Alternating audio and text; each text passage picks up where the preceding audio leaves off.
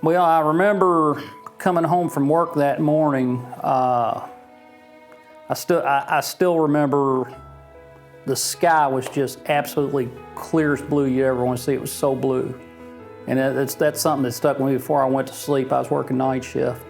And I remember the phone ringing like 3 or 4 times. Usually my wife, everybody knew I was sleeping, so I kind of knew something was going on. I kind of sort of woke up, and my wife came into the bedroom and said, "Your sister's on the phone. Something's happening in New York."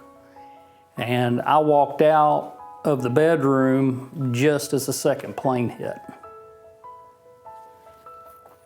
And it just kind of shook me. I mean, it really just knocked me for a loop. Didn't know what was going on, but I thought, my God, those people in the building. And that was about the time they said it was a terror attack. They'd already announced that the Pentagon had been hit. And I think the thing that really hit me hardest and shocked me the most was my 6-year-old daughter was standing there watching it with us. And she said, "Dad, are they coming here next?" And that hit me hard. I mean, it hit me hard. And it still chokes me up whenever I think about it. But I remember the whole day being glued to the TV, just hoping to hear some sort of good news and watch it over and over again, and just trying to digest it all. And it was horrible.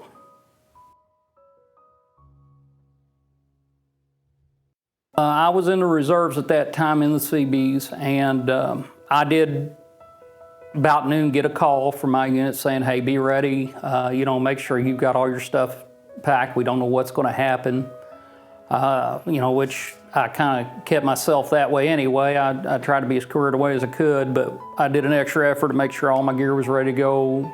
At that point, I thought I was going to be called at a moment's notice. And it actually took about 1.5 years for them to deploy us the first time. And at that point, I had about 4 months left in my deployment, or in my contract. So, and my wife will kill me if she sees this, but I extended 1 year to go with my unit. I trained with these guys. I mean, we really ramped up, and everybody kind of changed their whole attitude. Reserves used to be 1 weekend a month. It's kind of a time to get away and do some fun things. But we also did some training and learned that we took it very seriously after that, as everybody did. And I made the choice. I could have gotten out, ended my career, stayed home safe, but I would have never been able to live with myself if one of those guys had gone over and gotten hurt and I wasn't there to be there for them and help them out. And I'm glad I did.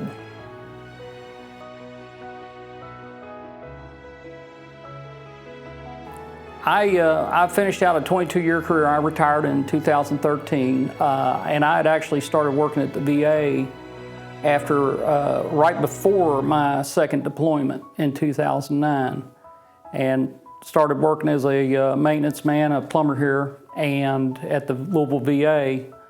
And I've since been promoted to maintenance supervisor. And the thing I like about that is I've always had that attitude of the veterans they're my brothers, and it's really gratifying to go through and even just giving them directions to where they need to go. I'm helping out another service member, and they really do appreciate it. And I go out of my way to make sure they've got everything they need. I'll walk them to their appointment if they're really confused, which I've had to do a few people. It's big hospital, kind of confusing, but I also do, community service. I belong to the Knights of Columbus and AMVETS, and just help out wherever I can and promote being a veteran.